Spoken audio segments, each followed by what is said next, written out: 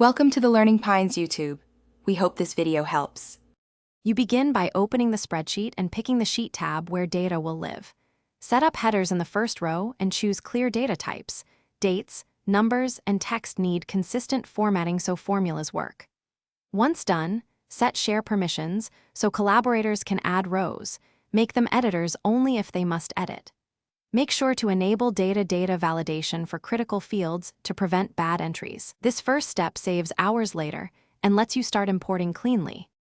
Now import or paste your data. If it's a file, choose File Import and append or replace as needed. For programmatic flows, use the Sheet's API or app script. After import, clean whitespace, split combined fields into columns, and convert strings to numbers or dates with value or date functions. Once that's done, use array formula to apply transformations across rows and unique to remove duplicates. Make sure to lock header rows and test a few sample formulas so the structure holds.